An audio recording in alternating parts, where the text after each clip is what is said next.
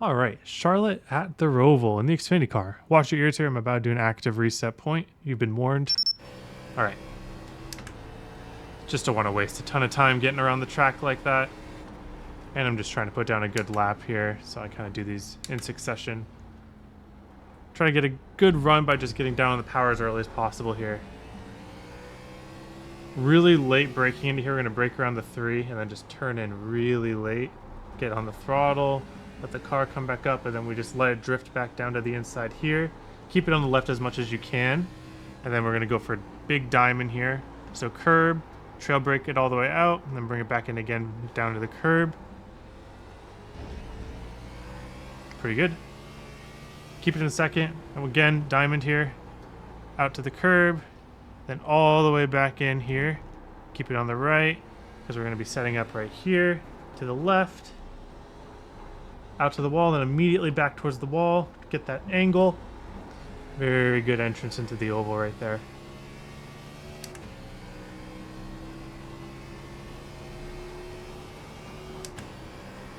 Okay. Brake before the 5.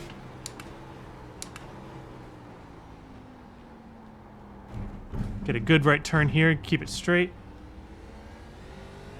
Very good.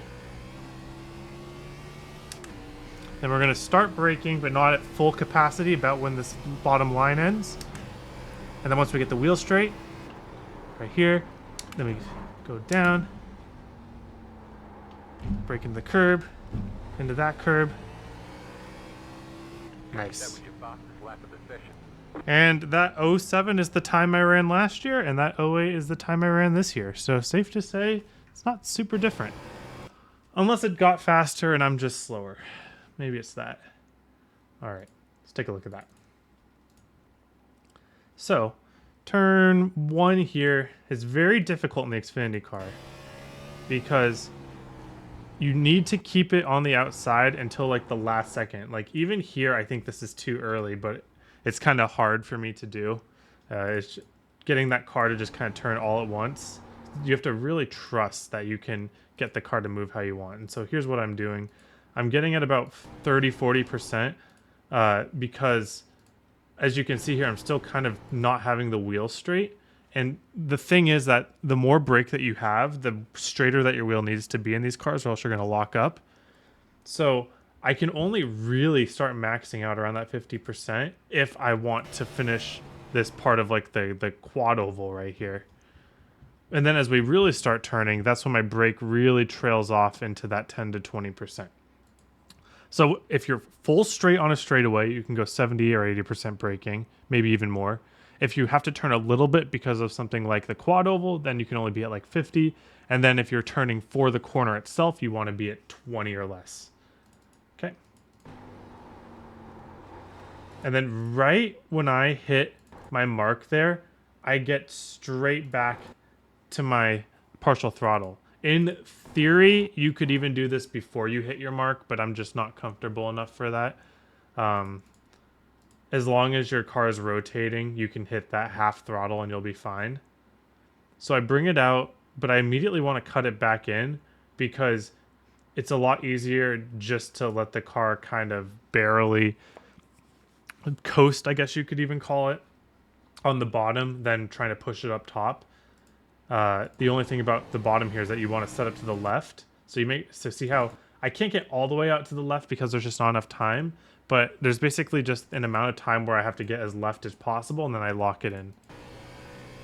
Basically, this little patch here of asphalt, that's when I start turning in. So however left I am at that point, that's it. And the farther left I am, the better this corner is going to go.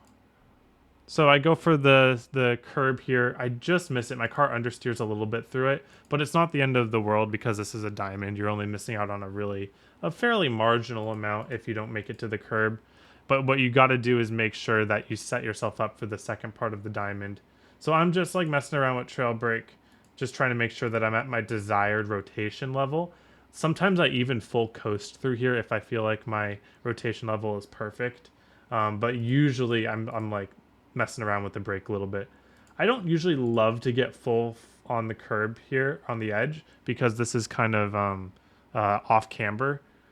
It's fine though, but you don't want to rely on it too much. I like maybe dipping 2 wheels off into it and keeping the other 2 on the surface.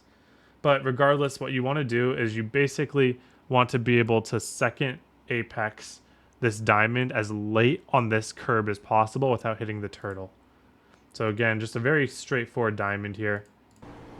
Entrance, not super duper important, but the exit late on that. And that really sets you up for a good run through here. And again, another diamond here. Here, you have 2 options. I kind of struggled through here slightly. Most of the time, I actually do bring this out to the curb here. Or not the curb, but the runoff. I usually do bring it out to the runoff because it gives me a better turn-in angle to keep to the right on this corner. The reason that I didn't do that, though, was because I actually didn't carry enough speed into the corner. So I actually needed to carry more speed into here so that I could then turn my car in sharper and make this corner.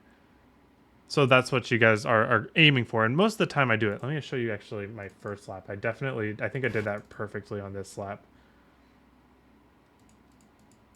So on this lap, I let the car slide out into the runoff. And you see, look at this angle I get. I'm able to apex the corner on like this kink of the curb instead of like halfway or the beginning third.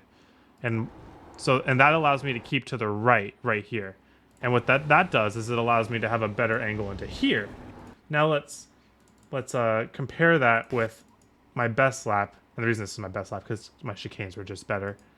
But because I underdrive corner here, I don't get as good of an angle into here. I apex earlier before the kink in the bump in the curb, and now suddenly I'm washed out to the left, and I could carry less speed through this part now. Luckily, this doesn't mean too much, because it's not like we're having a run off this corner. We're immediately out to the wall, and we're immediately turning into here. And this was really good right here from me.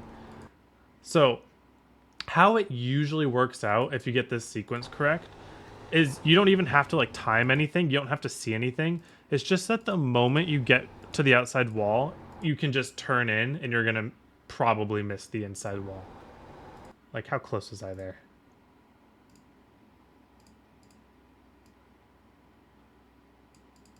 I would say that's pretty close, but you can definitely even be closer than that. So don't be afraid of that inside wall right there. How the timing works out is you should be able to just turn in once you get to that outside wall, and then you just smooth throttle up to the top of the banking.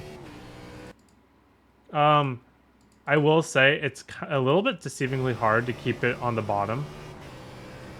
So just be careful about that. And then braking point for this, again, if you watch any of my road guides before, you'll know that my biggest weakness in road courses is my braking. So take all of my hard braking chicane points with a grain of salt. They're probably usually a little bit different than how I do them just because my braking isn't amazing. But I am able to get to 80% here. Some people drag a throttle to help steady their brake so that they can brake more. I don't have that in my muscle memory, so I just don't do that. But experiment with dragging like 10-20% throttle. A lot of good people do that. So getting down through the gears, because my wheel is completely straight, I can short shift pretty easily, get it into second as early as possible.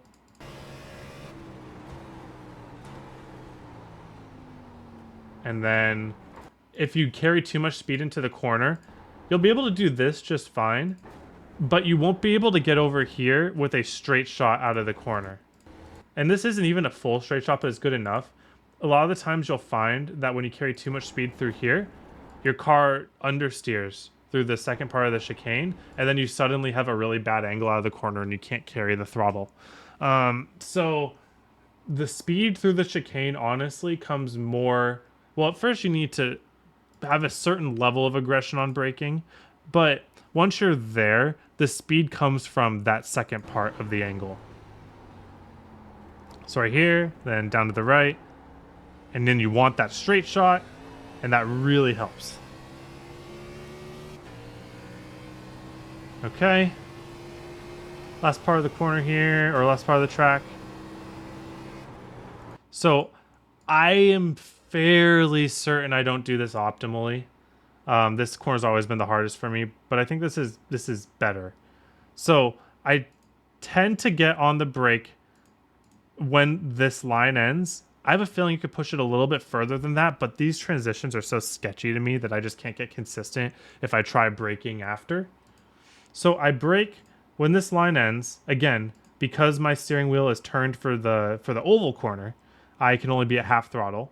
I try to get my steering wheel straight right as I get through the transition of lanes here. So you see how I land here, dip my lefts into the grass. That's what all the good people do. I don't really know what it does besides give me more real estate, but it does give me more real estate, so I do it. The more that my wheel is turned, the less I brake. Then finally, right here, I'm really able to get my wheel straight, and that's when I raise my brake to that 60%. Only there for a little bit before I have to turn in. You probably can carry, like, you can probably take this more of like a straight through the grass type of way, and then turn in with a better angle into the first part here. But I still set up pretty decently for the second part. You really don't want to take the second curb much at all if possible. You really want to be able to just turn in late on this first curb and then straight shot through the other. Mine was not awesome, but it also is never that good. So I take a lot of curb there, take very little curb there, and then take the run to the start finish line. Definitely think that if you can get the car like more angled to the left here and then turn in heavier, you can probably carry a little bit more speed getting into here. That's just I find that personally really difficult. In terms of long run, you just want to make sure you're not sliding your rear tires. These things are very tire heat sensitive. Your tire wear is not going to mean too much. It's all about just how you keep the heat out of your tires for the long run. So on a lot of these choices where you're choosing gears, honestly, at the Roval, there is not much choosing. Like the infield's all second, and then you get up to fourth on straightaways, and you get down to second on chicanes. So really, gear choice isn't that big of a deal here like it is at Watkins Glen. But what is a big deal is how smooth you throttle coming out of the corners, especially if you feel your car oversteering on corners. You don't just want to spin your tires just to do it. You want to be able to keep your rears under you, smooth throttle. That's what's going to snowball into better long run pace for you. But other than that, thank you all for watching. Hope you have a wonderful day. Hope to see you all on the track.